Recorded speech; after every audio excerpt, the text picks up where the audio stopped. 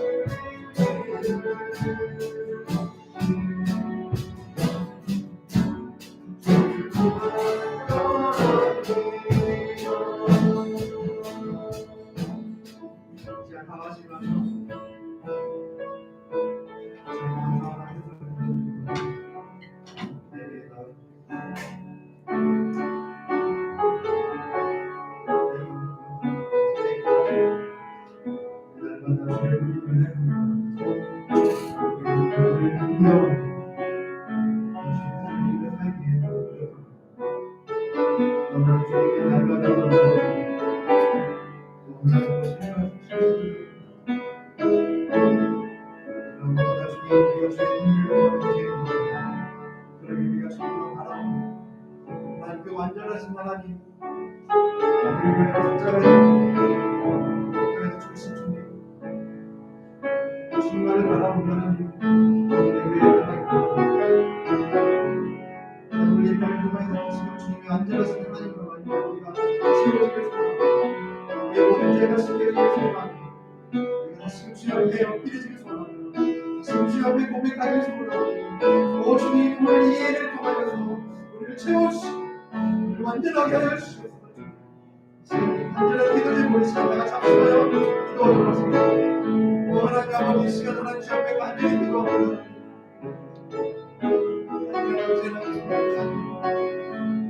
하나님께 날마다 시간합니다. 하나님이 날마다 그럼에도 불구하고 그 하나님 은혜로 말미암아 하나님 우리를 도와주시고 우리를 용기를 주시고 그 채우신 그 하나님의 사랑을 말미암아 우리가 또 오늘 하루를 살아갑니다. 하나님 날마다 주의 그 은혜만을 구하며 그 주의 은혜만으로 하나님 살아가는 저희가 되시도록 주님 도와주시고 오늘 예배를 통해 다시 우리를 채워주시고 우리를 하나님 주의 자녀로 하나님 지금 세워주시고 형주가 남은 인생을 하나님 주의 은혜를 습관을 유지하며 살아가는 존재로 하는 세워주시고 주여 하나님 아버지 우리를 신청해 드립니다. 하나님 신으로 드리는 예배가 될 수 있도록 우리 마음 가운데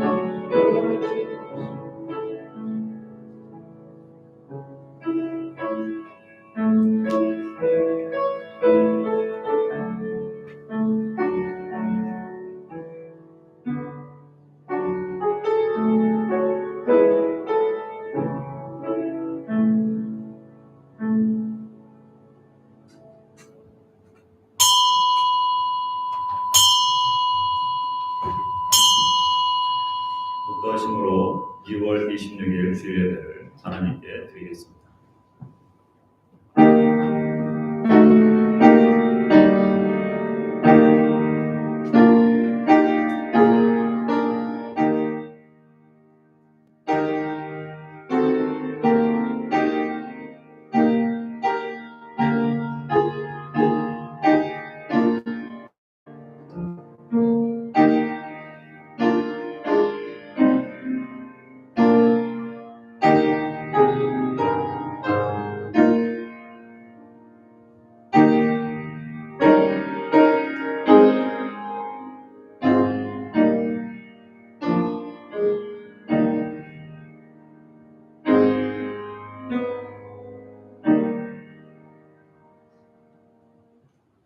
여호와께 감사하고 그의 이름을 불러 아뢰며 그가 하는 일을 만민 중에 알게 할지어다. 그에게 노래하며 그를 찬양하며 그의 모든 기이한 일들을 말할지어다. 그의 거룩한 이름을 자랑하라. 여호와를 구하는 자들은 마음이 즐거울지로다. 여호와와 그의 능력을 구할지어다. 그의 얼굴을 항상 구할지어다. 아멘.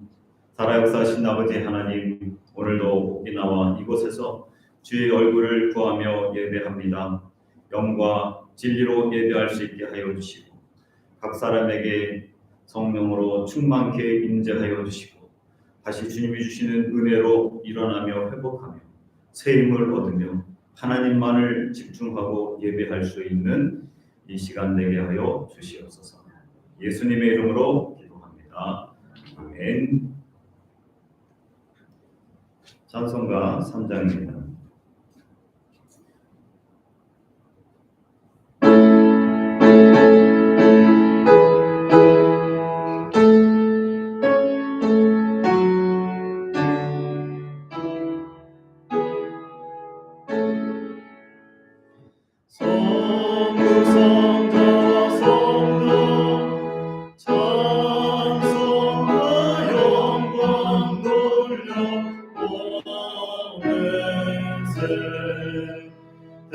대처로 지금까지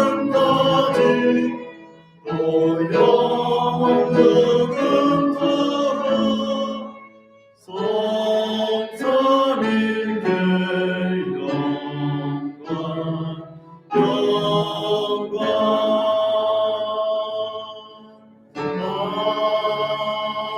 아멘. 사도신경으로 우리의 신앙을 고백하겠습니다. 전능하사 천지를 만드신 하나님 아버지를 내가 믿사오며 그 외아들 우리 주 예수 그리스도를 믿사오니 이는 성령으로 잉태하사 동정녀 마리아에게 나시고 본디오 빌라도에게 고난을 받으사 십자가에 못 박혀 죽으시고 장사한 지 사흘 만에 죽은 자 가운데서 다시 살아나시며 하늘에 오르사 전능하신 하나님 우편에 앉아 계시다가 저리로서 사한 자와 죽은 자를 심판하러 오시리라. 성령을 믿사오며 거룩한 공예와 성도가 서로 교통하는 것과 죄를 사하여 주시는 것과 몸이 다시 사는 것과 영원히 사는 것을 믿사옵나이다. 아멘. 교동번호 46번입니다.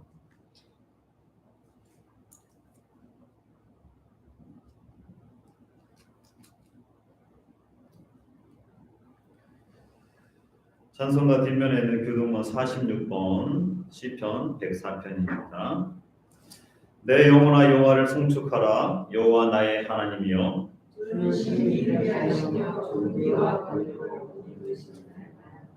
주께서 옷을 입은 같이 빛을 입으시며 하늘을 휘장같이 치시며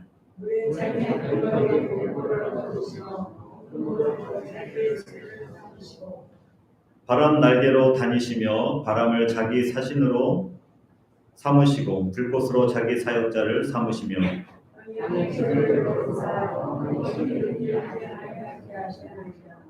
주께서 물의 경계를 정하여 넘치지 못하게 하시며 여호와께서 샘을 골짜기에서 솟아나게 하시고 산 사이에 흐르게 하사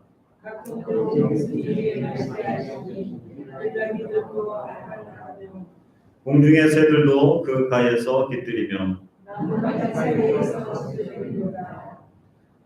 그가 그의 누각에서부터 산에 물을 부어 주시니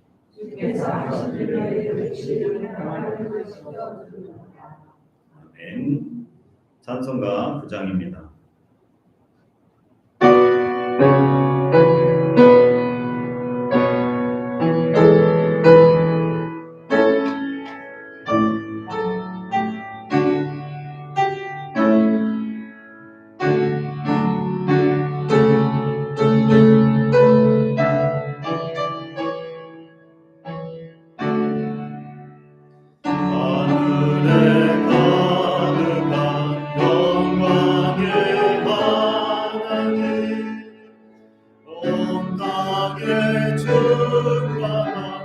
존귀하신 하나님 생명과 빛으로 지혜와 권능으로 언제나 우리를 지키시는 하나님 성부와 성자와 성령 삼위의 하나님 우리 예배를 받아주시옵소서 사랑이 넘치는 자비하신 하나님 은혜가 풍성한 구원의 하나님 자매의 심령에 평안을 주시옵고 죄악과 허물을 용서하여 주소서 찬송과 영광과 생명 구원의 하나님 우리 예배를 받아주시옵소서 연약한 심령을 굳게 세워주시고 훈훈한 마음을 지혜롭게 하시고 주의 뜻 받들어 참되게 살아가며 주 말씀 따라서 용감하게 하소서 권능과 지혜와 사랑 은혜의 하나님 우리 예배를 받아주시옵소서 주 앞에 나올 때 우리 마음 기쁘고 그 말씀 힘내어 새 희망이 솟는다 고난도 슬픔도 이기게 하시려고 영원에 힘내어 살아가게 하소서 우리의 자랑과 이름 생명의 하나님 우리 예배를 받아주시옵소서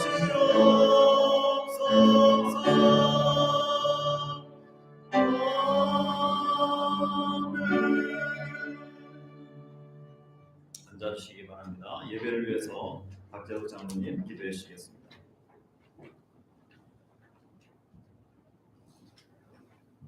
전능하신 주 여호와 하나님, 만물이 생동하고 또 꽃을 피우시어 새봄을 오게 해주시고 지난 한 주간도 주님의 은혜로 지내게 하심을 감사드립니다. 또한 이렇게 사순절 첫째 주를 맞아 저희를 모이게 해주시고 찬양과 예배를 드리게 해주시니 또한 감사드립니다. 시간 드리는 예배가 온전히 주님께만 향하는 예배로 받아주시옵소서. 그리고 지난주에 모든 허물과 염려를 내려놓습니다. 오직 주님의 보혈과 십자가로 정결케 해주시옵고 주님의 말씀만을 경청하는 시간으로 주님께 청내려 주시옵소서. 영혼까지 지켜주시는 하나님 아버지, 이곳 오키나와의 만민이 기도할 수 있는 성전을 세우셔서 누구나 성전에 모이게 하시고 또 기도하며 말씀을 듣는 백성으로 살게 해주심을 감사드립니다. 오늘도 말씀을 새겨들어 주님의 뜻하는 바 알기를 진정으로 원하옵나이다. 주님의 참 백성으로 살아가기를 진심으로 원하오니 주님 저희들 인도해 주시옵소서. 특별히 예배를 준비한 각 기관의 봉사가 진정으로 주님과 영혼을 생각하는 마음이 되도록 주님 저희들 이끌어 주시옵소서. 봉사하는 모든 재직들의 건강과 지혜를 허락해 주시옵고 언제나 기쁜 마음으로 감당하는 일꾼이 되도록 주님 인도해 주시옵소서.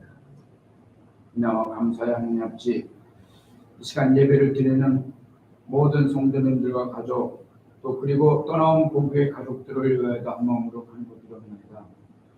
그리고 한국이나 본토로 여러 사정으로 옮겨가는 가족과 형제들도 있습니다. 어디 있더라도 모든 성도님들과 가족이 진정으로 주님의 백성이 되도록 주님 이끌어 주시옵소서. 함께 저희들의 간구가 성달되도록 주님 은총내려 주시옵소서. 특별히 이끌어 주시는 담임 목사님과 또 사모님 그리고 어린 자녀들에게도 함께 하심을 감사드립니다. 가르치며 저희를 목용하시는 모든 생활에 불편이 없도록 건강과 지혜를 보살펴 주심을 또한 감사드립니다. 만물을 또 주관하시는 하나님 아버지, 특별히 떠나온 고국과 민족을 위하여 진정한 모습으로 선진국다운 화합을 이루고 하나가 되기를 기도하며 원하옵나이다. 나라의 번영은 물론 남과 북이 하나가 되고 하나님 뜻 안에서 세계를 위하여 함께하는 민족으로 쓰임받기를 간절히 소명하며 원하옵나이다. 그러한 저희 한민족이 되도록 주님 함께 해주시옵소서. 아울러 아직도 잔존하는 코로나와 또한 우크라이나 전쟁이 하루속히 진정되고 평화롭게 해결되기 있기를 진정으로 원하옵나이다. 온 세계에 평안을 주시도록 인도해 주시옵소서. 영원한 삶과 또 건강의 축복을 주시는 하나님 아버지, 특별히 연로하셔서 심신이 약해지신 권사님과 지사님 한 분 한 분의 심령과 육신을 어루만져 주시옵소서. 그리고 건강한 심신으로 더욱더 주님의 일에 봉사하시도록 건강의 축복으로 주님 은총 내려 주시옵소서.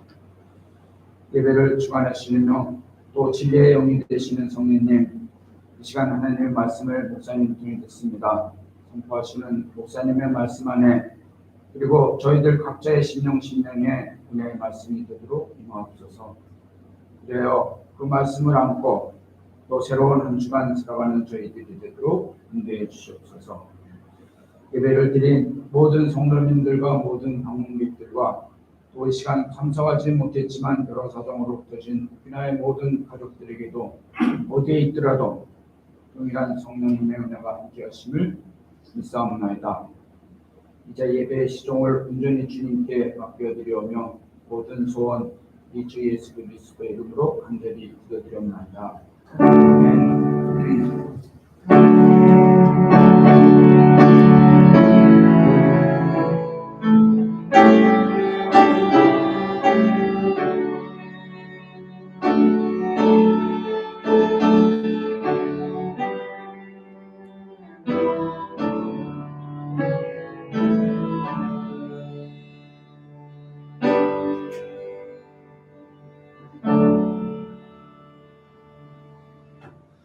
오늘 우리에게 주신 하나님의 말씀은 구약성경 사무엘상 15장 10절에서 16절 말씀입니다.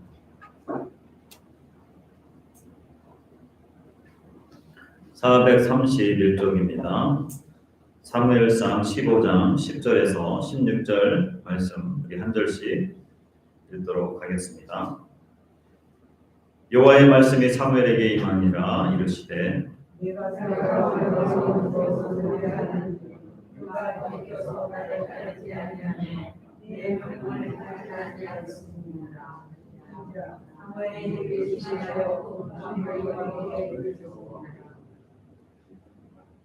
사무엘이 사울을 만나려고 아침에 일찍 일어났더니 어떤 사람이 사무엘에게 말하여 이르되 사울이 갈멜에 이르러 자기를 위하여 기념비를 세우고 발길을 돌려 길갈로 내려갔다 하는지라.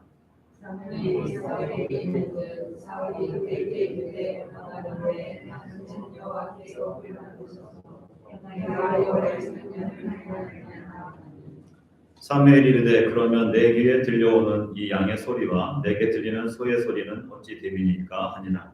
사울이 이르되 이것은 우리가 하나님의 사랑에게서 들어오거든요. 백성이 당신의 하나님 여호와께서 제사하니라.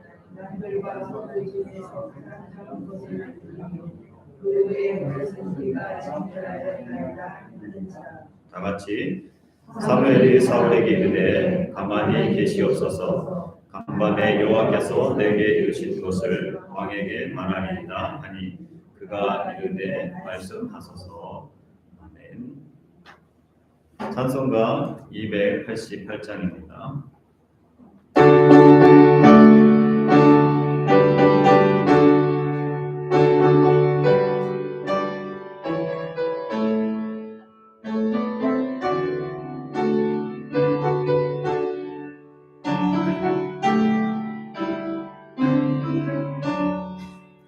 예수를 나의 구주 삼고 성령과 피로써 거듭나니 이 세상에서 내 영혼이 하늘의 영광 누리도다.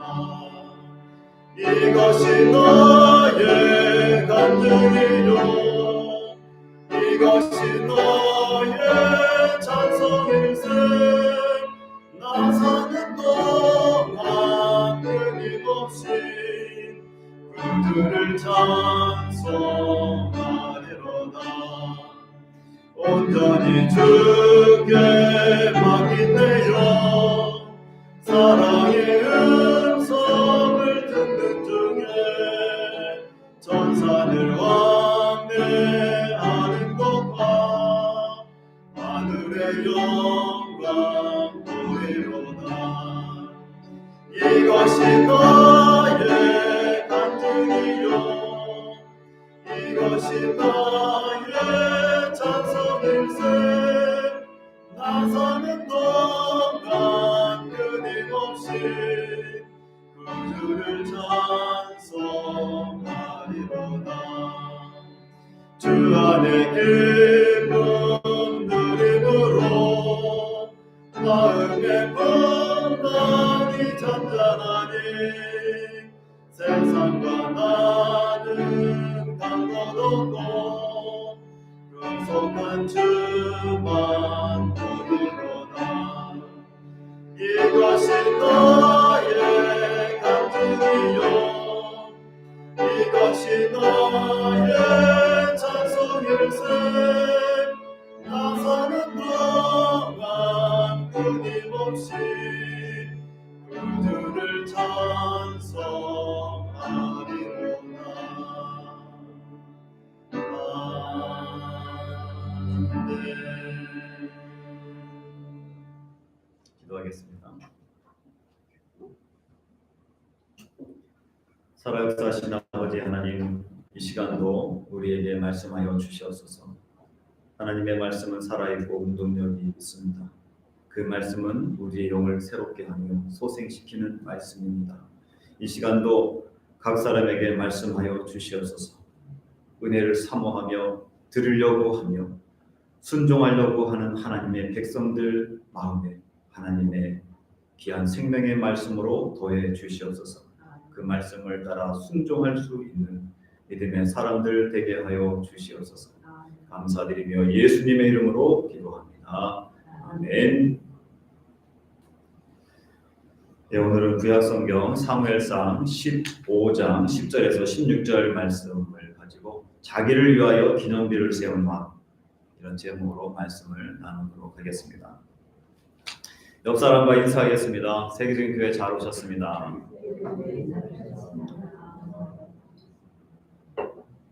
또 인사하겠습니다. 당신도 세계적인 사람입니다.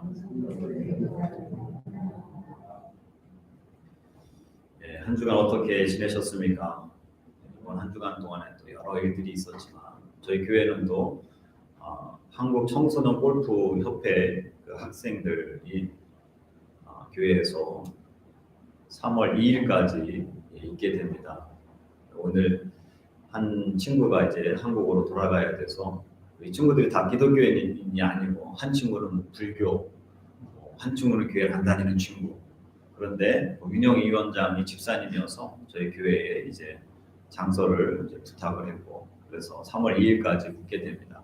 오늘 또 예배를 드리려고 했는데 뭔가 그 골프장과 뭔가 이렇게 약속이 잘못돼가지고 지금 조금 약간 예배를 드리기 힘든 그런 상황이 있습니다.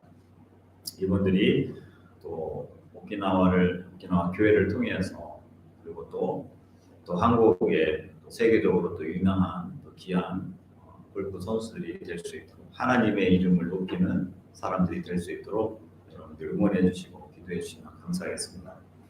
이번 한 주간 동안 있었던 또 일들 가운데서 하나가 오사카에 사는 한 한국 사람이 오키나와에서 가정교회를 하고 있는 일본 목사님에게 연락이 왔어요. 평소에 알고 지내는 사이가 아니고 한국 사람인데 어떻게 해서 내 연락처를 알았습니까? 라고 물어봐도 제대로 대답을 하지 않고 당신과 교제하고 싶습니다 라고 하면서 오키나와 갈 테니까 한번 만납시다. 좀 당황스럽죠? 그래서 만났습니다. 만나서 교제를 하다 보니까 신천지 2단이라고 알게 된 거죠. 그래서 일본에도 이제 신천지 2단들이 한국 사람인데도 불구하고 일본 목사님을 타겟으로 해서 그것도 성도가 아니고 목사님을 전도하면서 미혹시키고 있다라고 하는 것이죠. 신천지 여러 가지 방법 중에 하나가 산 옮기기 전술이 있습니다. 교회를 통째로 다 신천지로 만드는 방법이에요. 그러려면 목사 한 사람을 성경 공부시키고 교육을 시키면 교회가 전체가 신천지 교회로 등록이 되는 거예요. 얼마나 무서운지 모릅니다. 그냥 성도들은 이제 상대를 하지 않는다라고 하는 정도예요. 왜냐면 이들이 그렇게 하나님의 말씀을 자신들의 교리를 중심으로 해서 철저하게 훈련을 받았기 때문에 목사님을 상대로 단판을 뜰 수 있는 성경 지식을 갖고 있다라고 하는 것입니다. 그래서 우리가 굉장히 조심해야 되고 깨어 있어야 돼요. 특별히 이제 교회가 아닌 곳에서 성경 공부라든지 어떤 선교사라든지 목사인데 안식년이라든지 뭐 이런 형식으로 해서 또 뭐 꿈속에서 당신을 봤다든지 별의별 방법을 다 동원해서 접근합니다. 상담 프로그램을 이야기하기도 하고 뭐 제일 좋은 게 한글을 가르쳐 준다든지 아니면 뭐 한국 음식을 가르쳐 준다고 하면서도 접근할 수도 있겠죠. 그렇기 때문에 우리가 정신을 바짝 차리고 깨어 있어야 될 그런 시대에 우리가 살고 있습니다. 이솝우화 중에 나오는 이야기입니다. 깊은 산속에 고요한 연못이 하나가 있었습니다. 아침이 되면 많은 짐승들이 이 연못에 물을 마시러 옵니다. 그 중에 사슴 한 마리가 끼어 있었어요. 사슴은 고요하고 드리운 연못에 비친 자신의 모습을 이리저리 살펴보면서 그는 스스로 만족해하고 있었습니다. 사슴은 다른 짐승들의 머리와 자신의 아름다운 뿔을 가지고 있는 머리를 비교하면서 혼자서 감동하고 즐기고 있었다라고 하는 것이죠. 실제로 여러분들이 잘 알고 있는 사슴, 노루, 고라니 거의 다 비슷하게 생겼어요. 아마 이 세 동물을 구별하기가 쉽지 않은데 사슴과 노루와 고라니 거의 모습이 비슷하게 생겼습니다. 그런데 그 차이점을 보면 사슴과 노루의 차이점은 사슴은 꼬리가 있는데 노루는 꼬리가 짧거나 없다라고 하는 거예요. 그리고 노루와 고라니의 차이점은 고라니는 뿔도 없고 뿔이 일단 없어요. 그리고 드라큘라처럼 이렇게 송곳니가 있어요. 고라니는. 그러니까 사슴과 노루와 고라니를 비교하면 모양은 똑같이 생겼는데 뿔과 꼬리가 없다라고 꼬리의 차이점이라 있는 거죠. 근데 사슴은 뿔도 멋있고 꼬리를 갖고 있어요. 그래서 더욱 자신을 뽐내었다라고 하는 것입니다. 그런데 그 순간 갑자기 숲에서 사자가 나타났습니다. 사슴. 아침거리를 찾으러 나갔는데 순식간에 벌어진 사태에서 모든 짐승들이 물을 먹다가 이제 숲속으로 도망치게 됩니다. 그런데 사슴은 얼마 가지 못해서 잡혀 먹히게 됩니다. 자기가 자랑했던 그 뿔이 나뭇가지에 걸렸다라고 하는 것이죠. 자랑했던 그 뿔 때문에 사자의 먹이가 되고 맙니다.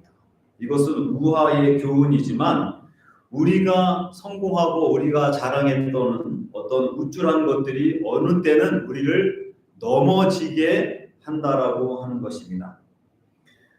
스코틀랜드의 역사가 토마스 칼라히는 이런 말을 했습니다. 역경을 극복하는 사람이 100명이라면 역경을 극복하는 사람이 100명이라면 번영의 시절, 잘되고 형통한 시절에 잘 처신한 사람은 1명에 불과하다.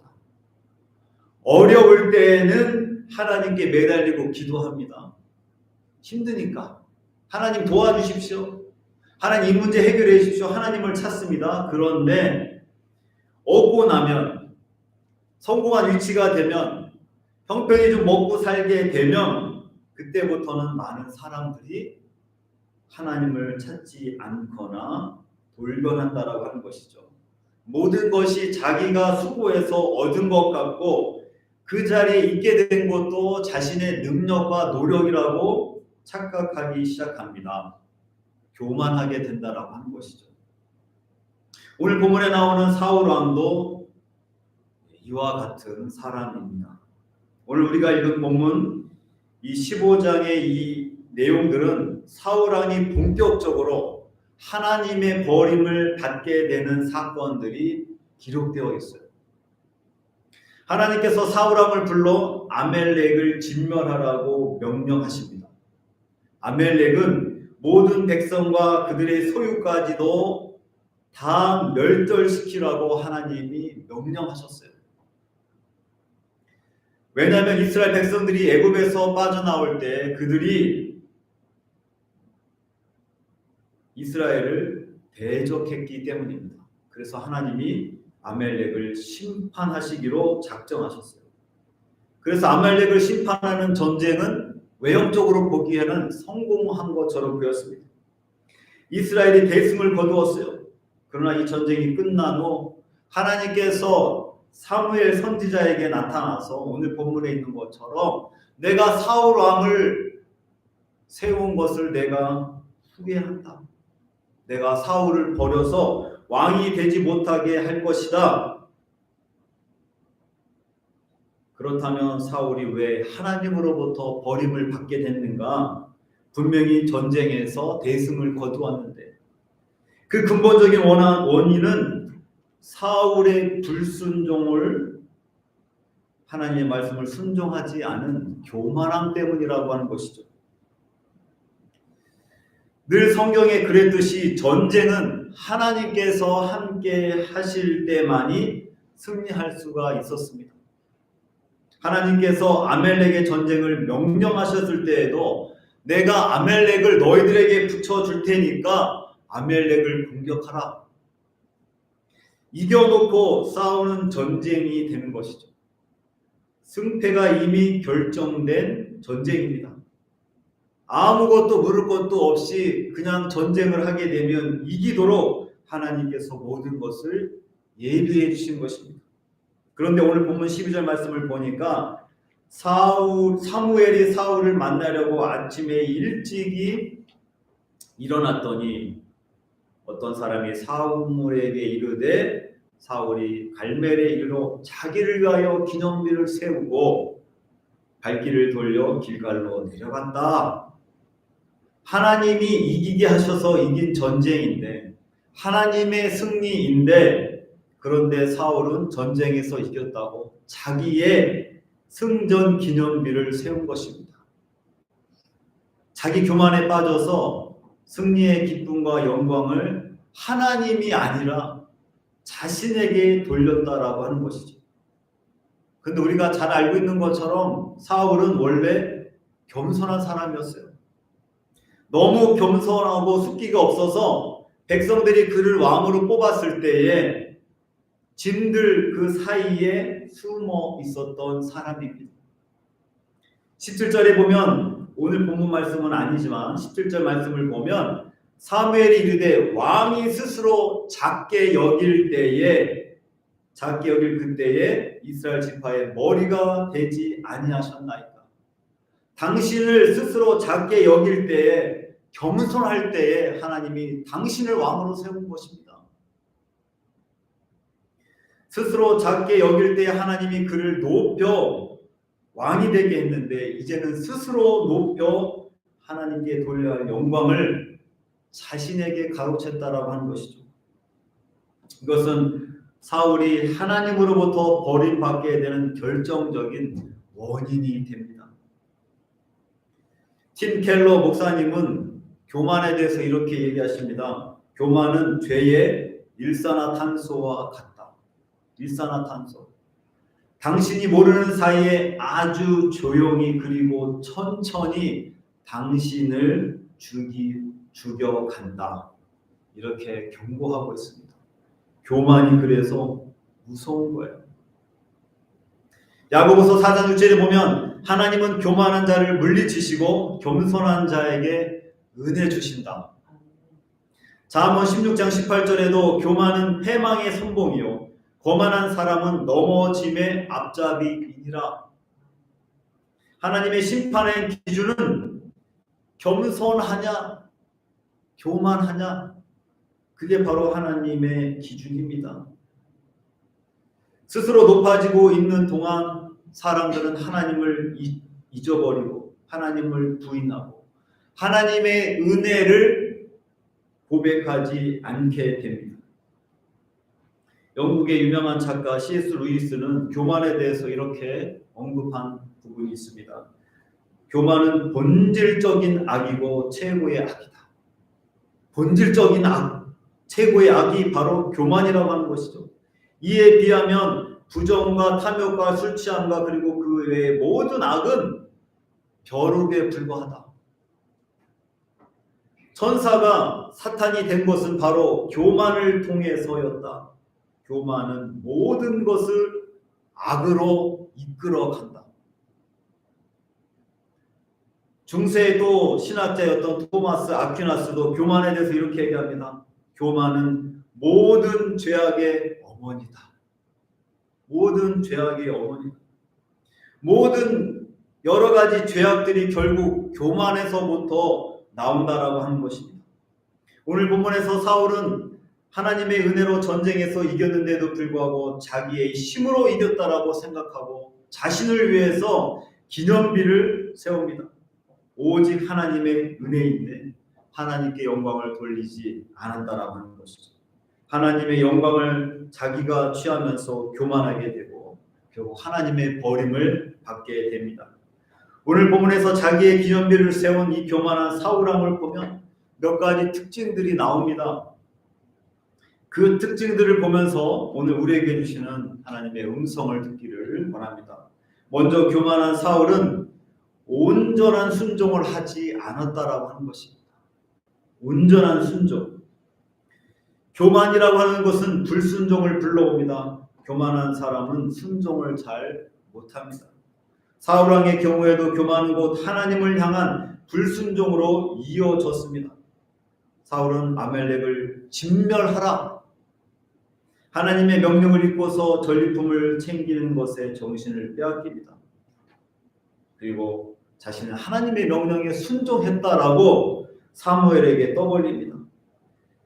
13절에 보면 사무엘이 사울에게 이른즉 사울이 그에게 이르되 원하건대 당신은 여호와께 복을 받으소서. 내가 여호와의 명령을 행하였나이다. 사울은 하나님이 명령에 순종했다라고 생각합니다. 아멜렉과 더불어 싸우는 거는 맞지만 하나님이 진멸하라 그랬는데 진멸하지 않은 것입니다. 그래서 사무엘이 순종했다고 말하는 사울에게 14절에 보니까 내게 들려오는 이 양의 소리, 내게 들려오는 소의 소리는 어찌 됨입니까? 이것들까지도 다 하나님이 진멸하라고 했는데 그렇게 하지 않은 것입니다. 좋은 양과 좋은 소는 쓸만한 물건들은 자신을 위해서 남겨두었다라고 하는 것입니다.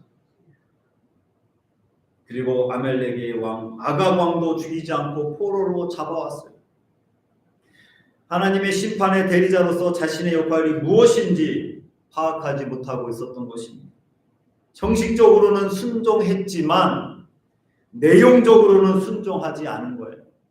겉으로는 하나님의 말씀을 따른 것처럼 보였지만 결국에는 자신의 욕심과 탈취물을 취하는데 급급했다라고 하는 것입니다.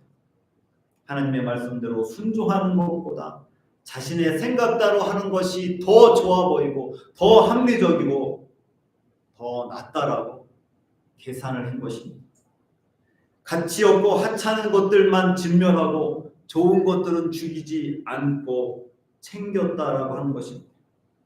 하나님의 말씀보다 자신의 생각을 더 중요하게 여기면서 적당하게 순종하는 것, 그게 바로 교만이라고 하는 것입니다. 인간 최초의 불순종인 아담과 하와의 행동도 하나님의 말씀 그대로 받아들이고 순종하지 않고 자신의 생각대로 행했다라고 하는 것이죠. 하나님의 말씀을 잘 듣고 그대로 순종하는 겸손한 하나님의 자녀들이 되시기를 주님의 이름으로 축원합니다. 오늘 본문의 교만한 사울은 또한 그가 잘못한 특징 중에 하나가 자신의 잘못을 쉽게 인정하지 않았다라고 하는 것입니다. 오늘 본문 11절을 다 같이 한번 11절 말씀을 같이 읽어보도록 하겠습니다. 시작. 내가 사울을 왕으로 세운 것을 후회하노니 그가 돌이켜서 나를 따르지 아니하며 내 명령을 행하지 아니하였음이라 하신지라. 사무엘이 근심하여 온 마음을 여호와께 부르짖었느냐. 하나님께서 사울을 왕으로 삼으신 것을 후회한다라고 말씀하셨을 때 사무엘은 근심하여 온 밤을 여호와께 부르짖었다라고 얘기합니다.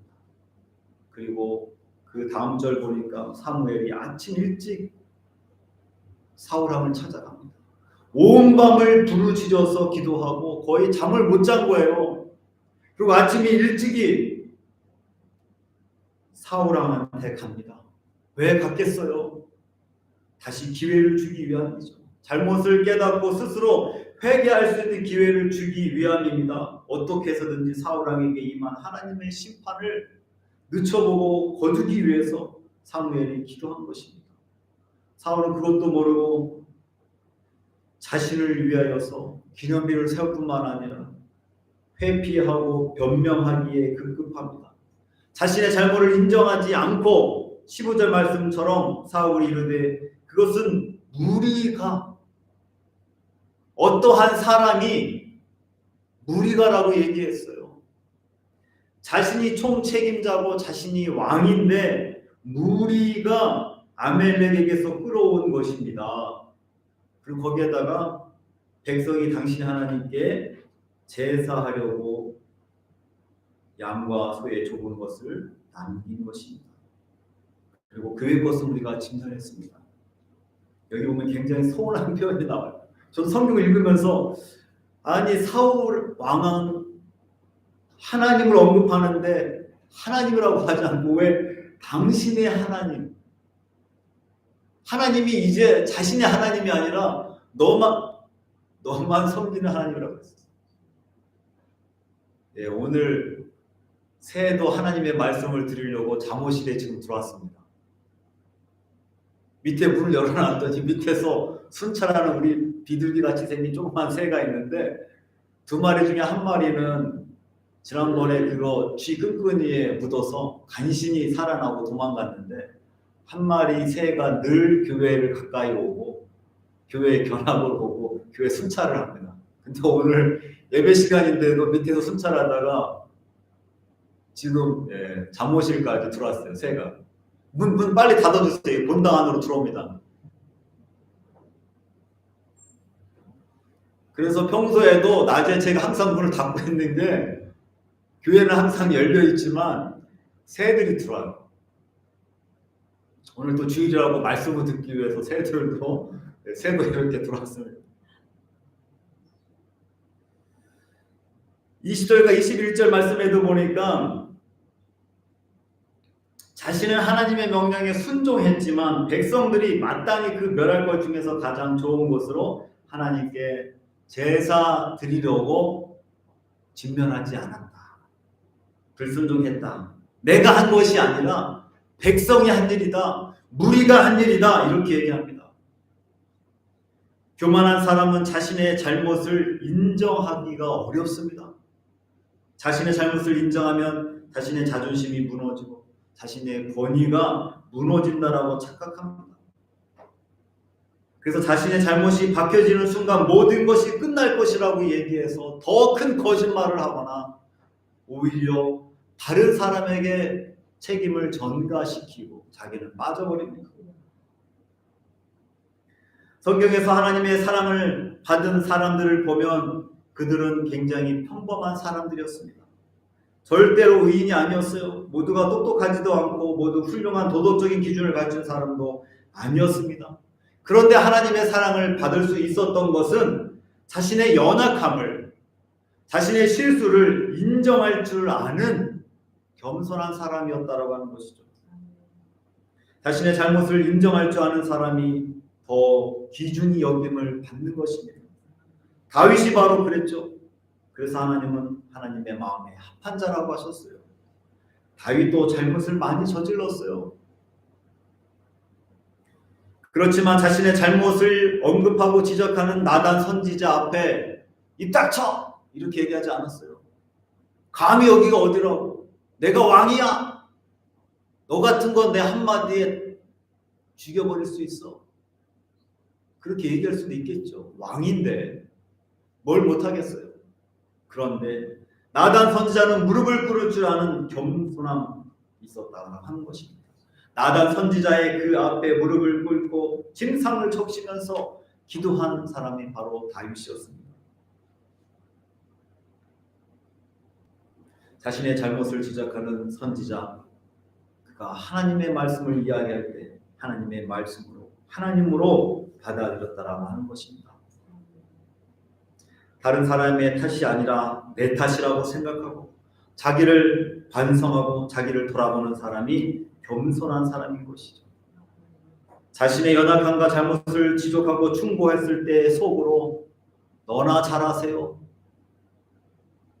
그리고 환경이나 다른 사람 때문이라고 그렇게 변명하고 원망하는 사람들, 그 사람들은 바로 교만한 사울과 같은 사람인 것입니다. 이런 사람들은 하나님께서 사용하시지 않으심을 우리는 기억해야 됩니다. 자신의 잘못을 인정하고 시인하면서 수정하고 고치는 겸손한 하나님의 사람들이 되시기를 주님의 이름으로 축원합니다. 마지막으로 교만한 사울은 하나님보다 사람을 더 의지하고 의식했다라고 하는 것입니다. 하나님보다 사람을 더 의식하는 사람. 24절 말씀을 보면 오늘 본문 말씀은 아니지만 사울이 사무엘에게 이르되 내가 범죄하였나이다. 내가 하나님의 명령과 당신의 말씀을 어겼다. 이제 인정하게 되죠. 근데 인정하게 된 것은 내가 백성을 두려워하여 그 말을 청종하였음입니다. 교만한 사람들의 특징은 사람을 두려워하는 데 있다라고 하는 것입니다. 교만의 근본은 인본주의입니다. 인간의 힘으로 모든 것을 할 수 있다라고 하는 인본주의. 그것이 바로 교만함의 뿌리입니다.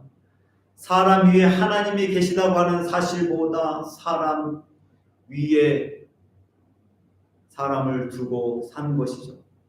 하나님, 하늘에 계신 하나님보다 당장 눈에 보이는 사람들을 더 의식하게 되고 그것으로 자기 만족을 누리는 것입니다. 예수님 당시 바리새인들이 바로 그러한 삶을 살았습니다. 그들이 겉으로 보기에는 경건하고 신령해 보였지만 그 모든 신앙의 행위들이 사람들을 의식한 외식에 불과했다라고 하는 것입니다. 그들에게 하나님은 존재하지 않았다라고 하는 것이죠. 사울이 왕이 된 후에도 백성들의 요구를 들어주어야 하는 것 때문에 늘 조급했습니다. 그래서 성급하게 서두르다. 블레셋과 전투에서도 실패하게 되죠. 어이없는 명령을 내려서 백성들을 공궁에 빠지게도 하고, 그리고 지금은 백성들이 두려워 그들의 말을 듣다가 결국 하나님의 명령에 순종하지 못하게 된 것입니다. 겸손한 사람은 사람을 의식하지 않습니다. 자신을 다른 사람과 비교하면서 자신의 존재 가치를 평가하지 않습니다. 겸손한 사람은 하나님 앞에서 사는 사람들입니다. 하나님의 사람들은 빗자루와 같은 사람들입니다. 빗자루가 어디에 쓰는 것입니까? 하고 요새 물어보면 요새 다 청소기 사용하니까 빗자루는 그거 어떤 할머니가 그거 타고 다니던데 뭐 이렇게 얘기할 수도 있어요. 세대가 많이 바뀌어서. 빗자루는 청소할 때 쓰는 거죠. 빗자루는 청소를 한 후에 자신이 수고했다고 드러나는 자리에 앉는 것이 아니라 늘 구석에 보이지 않는 곳에 있어야 하는 존재입니다.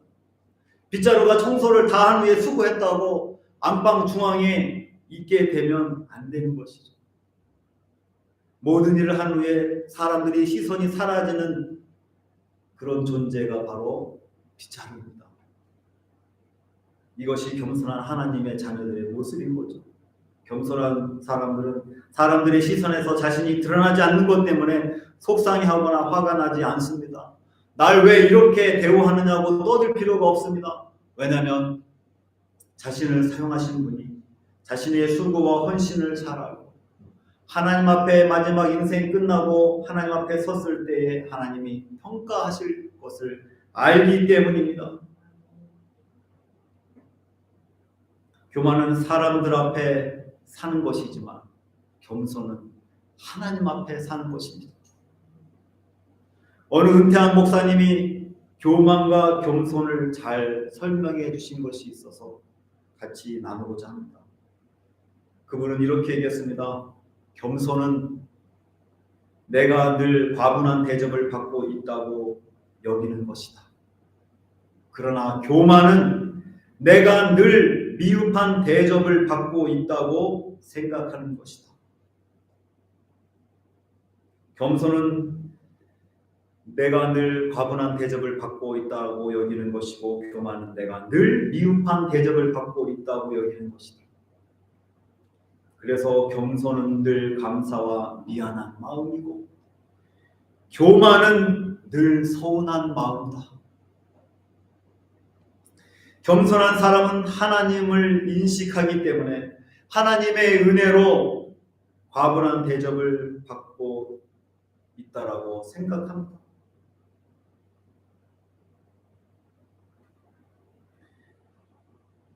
겸손한 사람은 하나님을 인식하기 때문에 늘 감사와 하나님의 은혜에 죄송한 마음뿐인 것입니다. 그러나 사람을 의식하는 교만한 사람은 늘 서운한 마음을 가지게 되는 것이죠. 하나님보다 늘 사람을 의식하기 때문입니다. 그리고 사람을 기대하기 때문이죠. 사울 왕도 하나님보다 사람을 의식했습니다. 그래서 자신을 높여서 많은 사람들에게 추앙을 받기 위해서 자신을 위한 기념비를 세운 것입니다. 하나님을 인식했다면 하나님의 은혜이며 여기까지 도와주신 에베레산의 하나님을 기억하고 하나님의 인도하심이라고 고백했을 것입니다. 그리고 하나님을 위한 기념비를 세웠겠죠.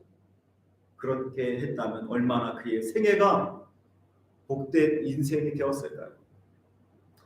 오늘 살아가는 우리에게도 자기를 위하여 기념비가 아니라 하나님을 위한 기념비, 그리고 겸손하게 하나님을 드러내고 높이는 그런 하나님의 자녀들이 되시기를 주님의 이름으로 축원합니다. 다 같이 기도하겠습니다. 이 시간 같이 통성으로 기도했으면 좋겠습니다. 어려울 때 하나님을 찾는 것은 오히려 쉬울 수가 있습니다. 그러나 잘 되고 형통할 때 모든 것이 하나님의 은혜인 것을 고백하며 그렇게 살아가는 하나님의 자녀들 되게 해주십시오. 하나님의 말씀을 온전히 순종하는 겸손한 사람이 되게 해주십시오. 자신의 잘못을 인정하고 수정할 수 있는, 하나님 앞에 회개할 수 있는 겸손한 사람 되게 해주십시오. 사람을 두려워하고 사람을 의식하는 것이 아니라 하나님을 의식하고 하나님을 두려워하면서 하나님에게 간절히 기도하며 살아가는 하나님의 백성들이 되게 해달라. 이 시간 통성으로 우리 1, 2분 동안 같이 기도하도록 하겠습니다. 아버지 하나님, 이 시간도 하나님의 말씀을 기억하며 하나님의 은혜를 구합니다. 하나님, 두렵고 어렵고 힘들고 고난 중에 있을 때 주님을 찾고 부르셨던 사람들, 그런 사람들이 많이 있지만 번영하고 잘될 때 교만하여서 하나님을 떠나는 사람들이 많은 사람들이 역사적이고, 하나님 힘들고 어려운 순간에 주님을 찾고 부르셨던 하나님 그 마음 그대로 아버지는 잘되고 형통하는 순간에도 더욱 하나님을 찾고 하나님 앞에 나아갈 수 있는 믿음의 사람들 되게 하여 주시옵소서. 아버지 하나님, 온전히 순종할 수 있는 하나님의 백성들이 될 수 있도록 도와주시옵소서. 하나님을 경외하며 하나님의 말씀을 온전히 붙들고 그 말씀을 지키기 위해서 아버지는 최선을 다할 수 있는 하나님의 사람들 되도록 도와주시옵소서. 자신의 잘못을 아버지 하나님이 인정하며 그 말씀 때문에 아버지 하나님 회개하고 수정하며 돌이킬 수 있는 겸손한 사람들 되게 하여 주시옵소서. 사람들 의식하고 두려워하는 것이 아니라 하나님만을 두려워하며 하나님만을 인식하며 아버지 하나님만을 붙들며 하나님을 위한 기념비를 세울 수 있는 믿음의 사람들이 되도록 도와주시옵소서.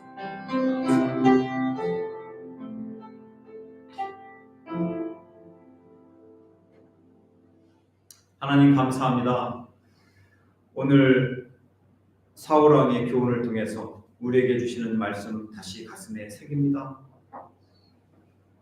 힘들고 어려울 때 주님을 찾는 것, 그래서 성공에 이르게 되는 것, 많은 사람들이 그 길을 갔지만 성공한 이후에, 번영한 이후에 모든 것이 순탄하고 잘되고 형통할 때 하나님을 찾지 않고 하나님의 은혜임을 고백하지 않고 그 길에서 멀어진 사람들이 얼마나 많이 있음을 우리가 다시 한번 깨닫게 해주심을 감사합니다. 교만하지 않게 하여 주시옵소서. 교만한 사람들의 특징이 하나님의 말씀을 온전히 순종하지 않고, 교만한 사람들이 자신의 잘못을 인정하지 않고 회개하지 않는 것을 또한 보게 되어 사람들을 의식하고 하나님을 두려워하지 않는 것을 오늘도 보게 되었습니다. 하나님, 겸손하게 하나님을 말씀에 철저하게 순종하며 실수하고 넘어질 때에도 겸손히 그것을 시인하며 회개하며 하나님 앞에 돌이키는 자들 되게 하여 주시고, 사람들 의식하기보다 하나님을 두려워하고 하나님을 의식하며 하나님의 은혜로 돌리며 하나님을 위한 기념비를 하나님 앞에 올려드릴 수 있는 겸손한 지혜로운 하나님의 자녀들 되도록 도와주시옵소서. 감사하며 예수님의 이름으로 기도합니다. 아멘. 찬송가 42장 부르시면서 준비하신 헌금 하나님께 드리겠습니다.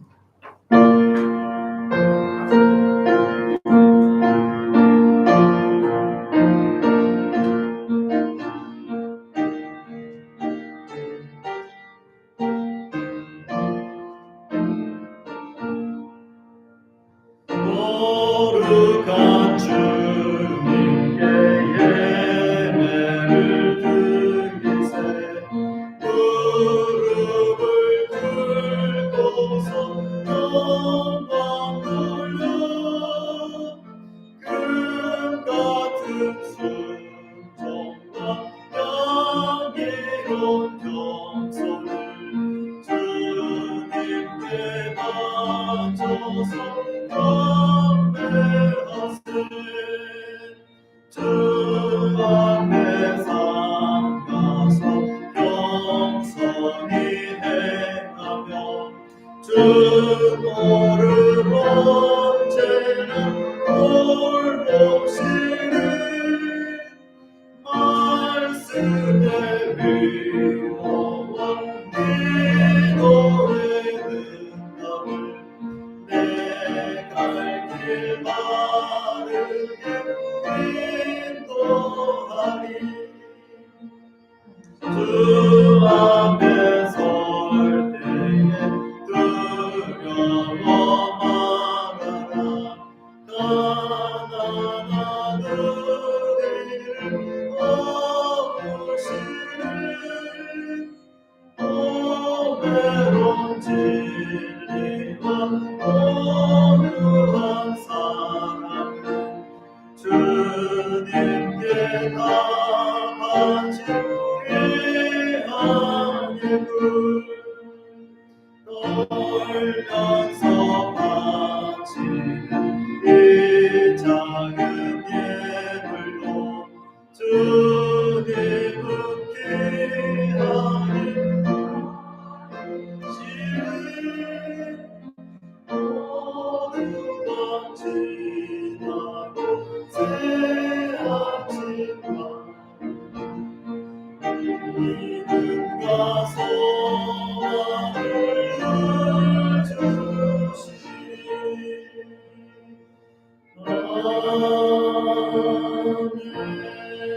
아멘. 살아계신 아버지 하나님, 주님의 은혜로 한 주간을 살게 하여 주시고 오늘도 우리에게 생명을 연장시켜 주시오. 호흡하며 이 자리에 나와 주님을 예배할 수 있게 해주심을 감사합니다.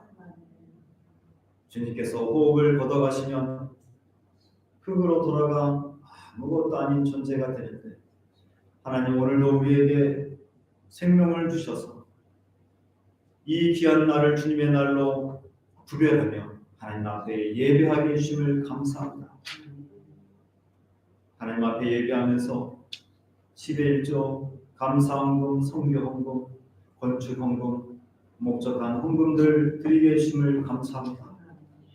사람에게 보이기 위한 것이 아니라 하나님의 약속을 붙들고 하나님의 은혜에 감사하며 하나님의 귀한 사역에 동참하고 하나님의 성전을 위하여서 아버지 하나님 물질들을 튀어싸우니 하나님 귀하게 받아주시고 그 동기를 아시고 하나님 그 마음 중심에 어떠한지 주님이 아시오니 하나님께서 약속한 말씀대로 채워주시고 갚아주시고 풍성한 삶으로 인도하여 주시옵소서.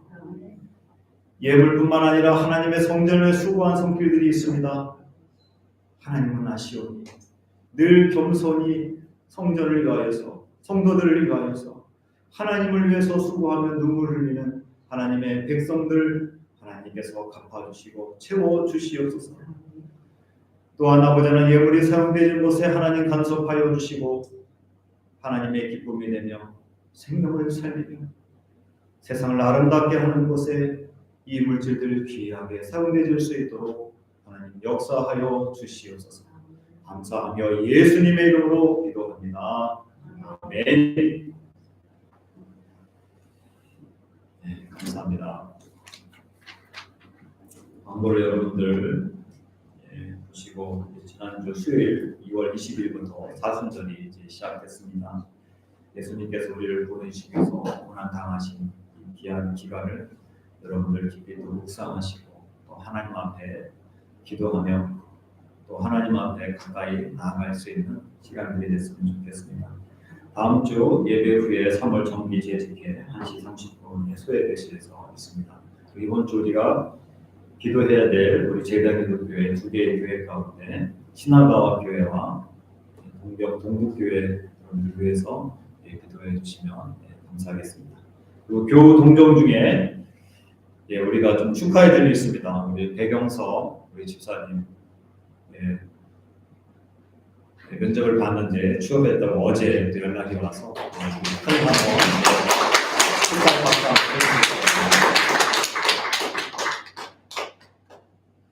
많은 분들이 또 기도해 주시고 또 응원해 주시고 또 격려해 주셔서 또 좋은 결과가 또 있게 된 것 같습니다. 모든 것이 또 하나님의 은혜 계속 또 귀하게 하나님께서 이끌어 가시도록 여러분들 중보기도 해주시면 감사하겠습니다. 특별히 아시죠? 꼭 기도해야 될 제목도 있는 거 여러분들 꼭 중보기도 해주시면 감사하겠습니다. 이 시간 우리 다 같이 일어나셔서 파송의 노래 주만 바라볼지라 이번으로 찬양하고 예배 마치도록 하겠습니다.